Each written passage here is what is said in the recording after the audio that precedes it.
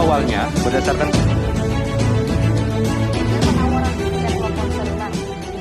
Perkenalkan, nama saya Ananda Gratia Jasmine dengan NIM 3120210002. Pada saat ini, saya akan menjelaskan mengenai pengaturan dan perlindungan hukum bagi perempuan sebagai korban pekerja seks komersial. Dan hal ini dilatar belakangi dengan perlindungan hukum adalah bentuk pelayanan yang sifatnya wajib diberikan pemerintah kepada masyarakat untuk memberikan rasa aman kepada masyarakat di negara tersebut. Dan sebagaimana telah tercantum dalam pasal 28I ayat 4 Undang-Undang Dasar 1945 bahwa perlindungan, pemajuan, penegakan, dan pemenuhan hak asasi manusia adalah tanggung jawab negara, terutama pemerintah. Dan maka dari itu, sangat penting bagi masyarakat untuk mendapatkan perlindungan hukum. Dan pekerja seks komersial merupakan suatu profesi di mana pekerjaannya dilakukan dengan cara menjual jasa untuk memuaskan kebutuhan seksual daripada pelanggannya, dengan cara menyewakan tubuhnya.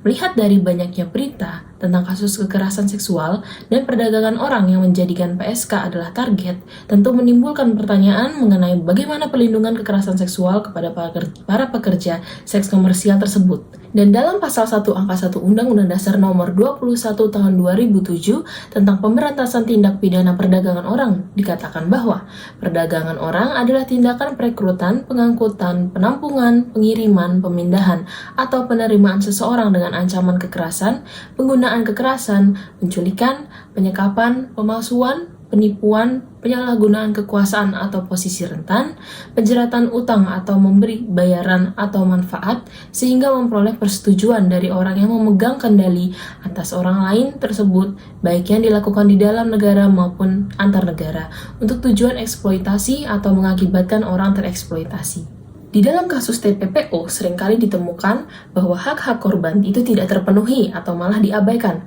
Apalagi mereka yang bekerja sebagai PSK, karena di lingkungan masyarakat Indonesia, PSK sendiri dianggap sebagai pekerja yang tercela dan hina, dan mereka juga biasanya dianggap sebagai sampah di dalam masyarakat. Kemudian, perdagangan orang atau human trafficking merupakan pelanggaran berat terhadap hak asasi manusia, terutama jika korban diperdagangkan untuk tujuan eksploitasi seksual seperti menjadi pekerja seks komersial. Mereka seringkali dipaksa, diancam, dan diperlakukan secara tidak manusiawi yang mengakibatkan trauma psikologi yang parah. Maka dari itu, para korban PSK yang adalah korban dari tindakan kekerasan seksual juga perlu untuk mendapatkan perlindungan hukum yang sangat layak. Kemudian, yang pertama kita akan membahas mengenai perlindungan hukum terhadap perempuan sebagai korban pekerja seks komersial. Perlindungan hukum adalah wujud pelayanan yang diberikan oleh pemerintah untuk memberikan rasa aman bagi seluruh masyarakat. Dan yang menjadi wujud dari perlindungan hukum kepada masyarakat salah satunya adalah memberikan perlindungan melalui peradilan jika terjadinya tindak pidana atau disebut dengan sistem peradilan pidana atau criminal justice system. Pihak yang sangat membutuhkan perlindungan pada saat terjadinya tindak pidana adalah korban dari tindak pidana itu sendiri, dikarenakan korban merupakan pihak yang paling dirugikan, sehingga wajib untuk mendapatkan perhatian ataupun pelayanan dalam rangka memberikan perlindungan atas kepentingannya. Kemudian, perlindungan terhadap perempuan juga telah diatur dalam pasal 49 ayat 2 dan ayat 3 Undang-Undang Nomor 39 Tahun 1999 tentang hak asasi manusia, bahwa wanita berhak untuk mendapatkan perlindungan khusus dalam pelaksanaan pekerjaan atau profesinya terhadap hal-hal yang dapat mengancam keselamatan dan atau kesehatannya berkenaan dengan fungsi reproduksi wanita, dan hak khusus yang melekat pada diri wanita dikarenakan fungsi reproduksinya dijamin dan dilindungi oleh hukum. Akan tetapi, perlindungan terhadap perempuan itu juga diatur di dalam pasal 1 angka 19 Peraturan Menteri Pemberdayaan Perempuan dan Perlindungan Anak Nomor 3 Tahun 2023 tentang penyelenggaraan urusan pemerintahan konkuren bidang pemberdayaan perempuan dan perlindungan anak. Dikatakan bahwa perlindungan perempuan adalah segala upaya untuk melindungi dan memberikan rasa aman kepada perempuan serta pemenuhan haknya melalui perhatian yang konsisten, terstruktur, dan sistematis yang ditujukan untuk mencapai kesetaraan gender. Dan dalam hal ini, kesetaraan gender yang dimaksud merupakan setiap orang harus memiliki kesempatan yang sama untuk mencapai keberhasilan dalam hidup. Kemudian, di dalam pasal 47 Undang-Undang TPPO, itu juga mengatur bahwa dalam hal saksi dan atau korban beserta keluarganya mendapatkan ancaman yang membahayakan diri, jiwa, dan atau hartanya. Kepolisian Negara Republik Indonesia wajib memberikan perlindungan baik sebelum, selama, maupun sesudah proses pemeriksaan perkara. Kemudian, implementasi perlindungan hukum terhadap korban PSK itu ada 3 hal. Yang pertama yaitu hak untuk memperoleh kerahasiaan identitas. Yang kedua, hak untuk memperoleh restitusi dan ganti rugi. Dan yang terakhir ada hak untuk memperoleh rehabilitasi kesehatan, rehabilitasi sosial, pemulangan dan reintegrasi psikis akibat perdagangan orang. Kemudian, perlindungan hukum terhadap korban PSK di Indonesia sudah diatur di dalam beberapa regulasi. Akan tetapi, di dalam implementasinya masih banyak tantangan yang menghambat pelaksanaannya implementasi perlindungan hukum terhadap korban PSK tersebut. Maka dari itu diperlukan kerjasama antara pemerintah dengan masyarakat untuk bersama-sama meningkatkan perlindungan bagi korban dan juga bersama-sama meningkatkan penegakan hukum bagi pelaku eksploitasi seksual. Selanjutnya, kita akan membahas ruang lingkup pekerja seks komersial. Ruang lingkup pekerja seks komersial itu terbagi dalam beberapa aspek. Yang pertama ada definisi dan jenis pekerjaan.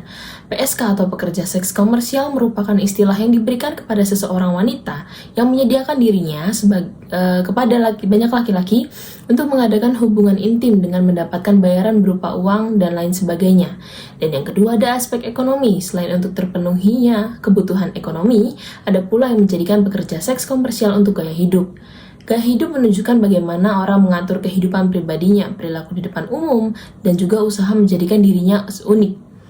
Gaya hidup adalah pola-pola tindakan yang membedakan antara satu orang dengan orang lain. Gaya hidup merupakan bagaimana seorang tersebut ingin dipersepsikan oleh orang lain, sehingga gaya hidup sangat berkaitan dengan bagaimana membentuk image di mata orang lain, berkaitan dengan status sosial yang disandangnya. Kemudian yang ketiga ada aspek sosial dan stigma. PSK sering menghadapi stigma dan diskriminasi dari masyarakat yang dimana mereka dianggap melanggar norma moral, adat, dan juga agama yang dapat menyebabkan marginalisasi sosial dan berdampak negatif kepada kesehatan mental mereka. Yang keempat ada aspek kesehatan. PSK berisiko tinggi terhadap penyakit menular seksual atau PMS seperti HIV atau AIDS, sifilis, dan gonore, yang dimana selain itu tekanan sosial dan stigma dapat mempengaruhi kesehatan mental mereka juga. Yang kemudian ada aspek hukum. PSK menghadapi risiko kekerasan fisik, seksual, dan ekonomi. Ketergantungan pada pihak ketiga seperti mucikari atau agen dapat meningkatkan risiko eksploitasi. Perlindungan hukum bagi PSK seringkali lemah di banyak negara. Dan yang ketiga atau yang terakhir, kita akan membahas bagaimana pengaturan hukum terhadap korban PSK. Tindak pidana perdagangan orang telah menjadi bentuk kejahatan yang terorganisir dan memiliki jangkauan operasi internasional. Korban eksploitasi sendiri berhak mendapatkan perlindungan hukum dan sosial di Indonesia. Hukum yang berlaku menegaskan bahwa mereka bukan pelaku kejahatan, melainkan korban, yang dimana harus dilindungi terutama jika mereka berada dalam situasi paksaan atau perdagangan orang. Pada umumnya, individu yang terlibat dalam prostitusi sebenarnya merupakan seorang korban eksploitasi seksual dan atau juga korban dari perdagangan manusia.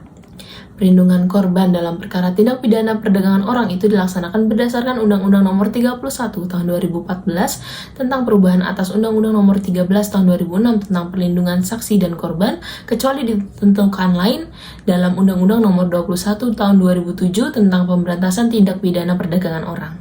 Berdasarkan pasal 7 Undang-Undang Nomor 21 Tahun 2007 tentang pemberantasan tindak pidana perdagangan orang, pihak Kepolisian Negara Republik Indonesia wajib juga memberikan perlindungan baik sebelum, selama, maupun sesudah proses pemeriksaan perkara jika korban beserta keluarganya mendapatkan ancaman yang membahayakan diri, jiwa, dan atau hartanya.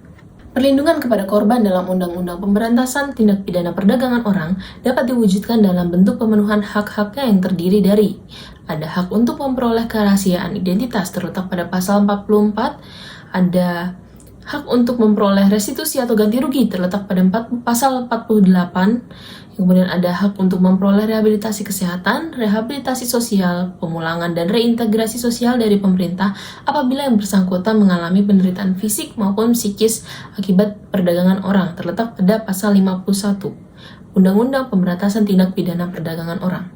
Selain itu, korban juga berhak atas restitusi atau pembayaran ganti kerugian oleh pelaku seperti yang tertera pada pasal 48 ayat 1 Undang-Undang Nomor 21 Tahun 2007 tentang Pemberantasan Tindak Pidana Perdagangan Orang.